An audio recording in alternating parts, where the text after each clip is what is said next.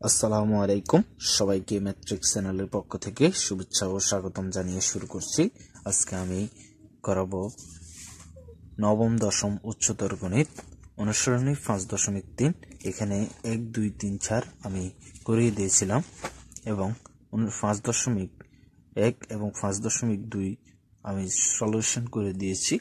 আপনারা যারা দেখেন তারা ওইগুলো দেখে নিতে পারেন। এবং আজকে আমি সমাধান করব 5 থেকে শুরু করব, যেহেতু আমি 1 থেকে 4 পর্যন্ত করিয়ে দিয়েছিলাম। তো 5 নাম্বার অঙ্কটা আমরা এখন করার চেষ্টা করব। আপনারা আমার সাথে সাথে করবেন, তাহলেই সহজে বুঝতে পারবেন। তো আমরা অঙ্কটা আগে উঠাবো। 5 root 4 whole to the 4 4x plus 7 equal to 11 root 64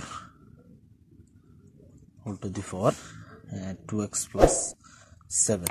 তাহলে আমরা এখানে একটা জিনিস লক্ষ্য করতে, x এর যে ফরটা আছে ওইটা সবসময় পাওয়ার আকারে থাকে, তার মানে আমাদেরকে বেজ মিলাতে হবে। ঠিক আছে, বেজ একই রকম করার চেষ্টা করতে হবে।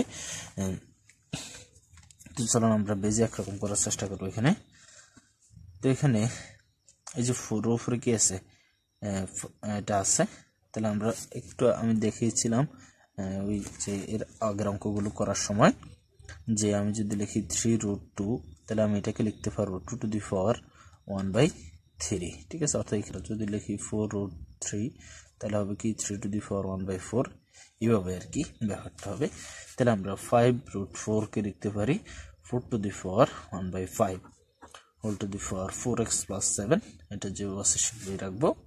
তারপর এখানে 64, এখানে বেস 4 আছে, আমরা এখানে বেস 4 এর সাথে ছোট একটা সম্পর্ক আছে। আমরা জানি 4 কিউব ইকুয়াল টু 64, তার মানে 11 এর 11 রুট, এই যে 64 কে আমরা ভাঙাতে পারি 4 কিউব লিখে, আর উপরে যেটা আছে যেভাবে আছে আমরা সেভাবে রাখবো।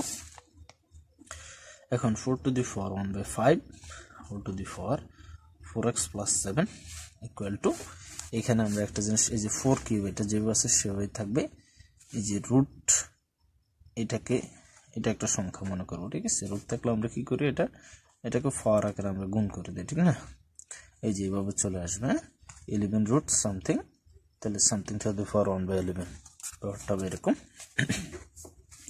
তো 4 কিউব পাওয়ার কি হবে 1/11 whole to the power 2x plus 7। এটা যে আছে সেভাবে রাখবো আমরা। তাহলে 4 to the power 1/5 4x plus 7, এটা যে আছে সেভাবে রাখবো আপাতত। এখন আমরা এই যে এইটুকু আপাতত কল্পনা না করি, তাহলে কি হবে, সেই সাথে এটা গুণ আকারে চলে যাবে। আমি যদি লিখি 2 স্কোয়ার 1/3, তাহলে কি হবে 4 to the power 2 উপরেরটার সাথে গুণ আকারে চলে যাবে। ঠিক আছে, 2/3 4 to the power 2/3, এখানেও সেম কাজটাই হবে। তাহলে এখানে 3 কোথায় যাবে, এটার সাথে গুণ আকারে চলে যাবে। তাহলে 3/11 হোল টু দি পাওয়ার কি 2x plus 7। এখন 4 এর 4 এখানে আমরা জানি e to the power m whole to the power m equal to e to the power mn, অর্থাৎ দুইটা যদি পাওয়ার আকারে একটু আগে দেখিয়েছিলাম, যদি 4 স্কোয়ার কিউব থাকে তাহলে 4 to the power 3 গুণে 6, এটা গুণ করে দিতে হবে। তাহলে এটা কি করে দিব, গুণ করে দিব আমরা 5 ইন্টু কি 4x plus 7, এটাকে আমরা গুণ আকারে লিখছি। ঠিক আছে, ইকুয়াল টু এখানে হচ্ছে 4 to the power কি 3/11 ইন্টু কি 2x plus 7। ঠিক আছে, তাহলে দেখেন এখানে আমরা বেজ পেয়ে গেলাম, বেজ 4, এখানে 4, তার মানে বেজ মিলে গেল। বেজ মিলে গেলে আমরা জানি কি পাওয়ার ইকুয়াল টু পাওয়ার। তাহলে এখানে পাওয়ারটা হচ্ছে কি 1/5 into 4x plus 7 equal to 3/11, এখানে পাওয়ার হচ্ছে 3/11 ইন্টু 2x plus 7। তাহলে দেখেন, তাহলে এটার সাথে উপরেরটার সাথে গুণে আছে। ঠিক আছে, সবসময় আমরা জানি গুণেরটা উপরে থাকে। তাহলে 4 এর সাথে 1 গুণ করলে 4x প্লাস 7 থেকে 7 ডিভাইড বাই 5 ইকুয়াল টু, এখানে হবে কি 3, এই দুইটার সাথে গুণ করতে 3 2 6 6x প্লাস 3 7 21 ডিভাইড বাই 11। এবার আমরা আর গুণন করবো বা কোনাকুনি গুণ করবো। ঠিক আছে, তাহলে 11 এর সাথে 4 গুণ করবো, 4 11 44x প্লাস 7 11 77 ইকুয়াল টু, এই যে এটার সাথে এটা, তাহলে 530x প্লাস 5 একে 5, 5 দুগুণে 10, 105, 5 21 105। তাহলে আমরা কি করব, এবারে এদিকে নিয়ে আসবো।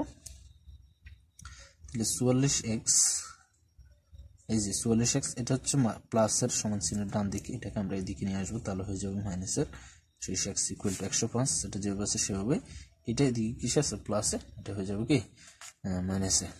তো x এর মান নির্ণয় করার জন্য আমরা এই কাজটা করতে, x এর রাশি x এর দিকে আনতে হবে, ধ্রুবপদ একদিকে নিয়ে যেতে হবে, ঠিক আছে। 44 থেকে 30x চলে গেলে থাকবে কত, 14x ইকুয়াল টু, এটা 105 থেকে 105 77 বাদ গেলে 15, 15 থেকে 7 গেলে হবে 8, 8 হাতে থাকবে 1, এটা হয়ে যাবে 8 2, ঠিক আছে। 28, কত 28, তো 105 থেকে 77 গেলে হবে 28। তাহলে 14x এর সাথে কি আছে, গুণাকার আছে, মাঝখানে কোনো চিহ্ন নেই, মানে হচ্ছে গুণাকার আছে। তাহলে আমরা কি করব, এটাকে ওইদিকে নিয়ে যাব, 18 এদিকে যদি গুণে থাকে এদিকে আসলে হয়ে যাবে ভাগে। সুতরাং x ইকুয়াল টু 28 কে 14 দুগুণে 28, মানে x ইকুয়াল টু 2। এটা আমরা পেয়ে গেলাম সমাধান। তো আশা করি এই অঙ্কটা বুঝতে পেরেছেন। যদি বুঝতে পারেন অবশ্যই লাইক কমেন্ট শেয়ার করে দিবেন। আর যদি আমার চ্যানেল নতুন হয়ে থাকে তাহলে চ্যানেলটা সাবস্ক্রাইব করে পাশে থাকবেন। এখন আমরা 4 অঙ্কটা সমাধান করব, 6 নম্বর অঙ্কটা। তো আপনারা আমার সাথে সমাধান করবেন, তাহলে বুঝতে সুবিধা হবে। দেখেন 3 two the power 3x minus 4 into a to the power 2x minus 5 by 3 to the power x plus 1 equal to a to the power 2x minus 5, ঠিক আছে। তাহলে আমরা এর রাশি এর দিকে নিয়ে যেতে হবে, আর সংখ্যার দিকে রাখতে হবে। তো দেখেন এখানে আমরা লিখব 3 to the power 3x minus 4 by 3 to the power x plus 1, এটা যেভাবে সেভাবে রাখবো। এই যে এটা আছে, এটাকে আমরা নিচে নিয়ে যেতে, a to the power 2x minus 5, এটা যেভাবে আছে সেভাবে এটাকে আমরা কি করতে পারি, নিচে নিয়ে যেতে পারি, -5। অনেকটা এরকম মনে করেন আমি যদি লিখি ab by c equal to d, ঠিক আছে। তাহলে আমরা এটাকে লিখতে পারো a by c equal to d by b। ব্যাপারটা অনেকটা এরকম, এই যে এটাকে a, এটাকে b, এটাকে c, এটাকে d কল্পনা করেন, তাহলে হয়ে যাবে ব্যাপারটা। ওকে, তাহলে দেখেন এখানে বেজ হচ্ছে 3, এখানেও বেজ আছে কত 3, আমরা একটা 3 বেজ কমন নিয়ে নিব। তাহলে কি দাঁড়াচ্ছে, এখানে বেজ যদি ভাগাকারে থাকে তাহলে উপরেরটা থেকে নিচেরটা বিয়োগ করতে হয়, আমরা জানি 3x minus 4, তাহলে নিচেরটা বিয়োগ, তার মানে -x minus 1, ঠিক আছে।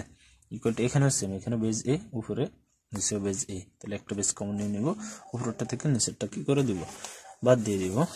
বাদ দিয়ে দিলে হবে কি 2x minus 5 minus 2x plus 5, যেহেতু মাইনাস মাইনাস দ্বারা গুণ করলে এটা হচ্ছে প্লাস মাইনাস মাইনাস, আর একটু মাইনাস মাইনাস হয়ে যাবে প্লাস। তাহলে দেখেন এখানে 3 to the power 3x থেকে একটা x চলে গেলে থাকবে 2x, আর -4 -1 যোগ করলে হবে -5 ইকুয়াল টু, এখানে a to the power 2x বাদ 5 বাদ, আর থাকবে কি 0। তাহলে 3 to the power 2x minus 5 equal to কি 1, ঠিক আছে। তাহলে 1 হয়ে গেল। এখানে আমাদেরকে বেজ মিলাতে হবে। এখন বেজ কিভাবে মিলাবো, আমরা 3 to the power 2x minus 5, এটা যেভাবে আছে সেভাবে x এর মান নির্ণয় করতে হলে আমাদের কি করতে হবে, বেজ মিলাতে হবে। আমি এখানে কি করে দিলাম, 3 লিখে দিলাম। এখন 3 এর উপর কত, আমরা জানি কোনো কিছুর উপর পাওয়ার যদি 0 দেয় এটা মান 1, অর্থাৎ 3 to the power 0 মানে হচ্ছে কত 1, 5 to the power 0 equal to 1, something for 0 equal to কি 1, something for 0 equal to 1, এটা আমরা মনে রাখলে হয়ে যাবে। তাহলে দেখেন এখানে বেজ মিলে গেছে, আমরা জানি বেজ মিলে গেলে for equal to for, base 3 মিলে গেছে, for এখানে হচ্ছে 2x minus 5, আর এদিকে হচ্ছে কি 0। তাহলে আমরা লিখতে পারি 2x equal to -5, এদিকে আসলে হয়ে যাবে +5, 2 এর সাথে x এর সাথে 2 গুণে আছে, তার মানে এদিকে নিয়ে গেলে হয়ে যাবে ভাগে, তাহলে x equal to 5/2, এটা আমাদের নির্ণয়ের সমাধান। তো আশা করি অঙ্কটি বুঝতে পেরেছেন। যদি বুঝতে পারেন অবশ্যই লাইক কমেন্ট শেয়ার করবেন, এবং এরকম ধারাবাহিক ক্লাসগুলো পেতে চ্যানেলটি সাবস্ক্রাইব করে পাশে থাকবেন। ধন্যবাদ।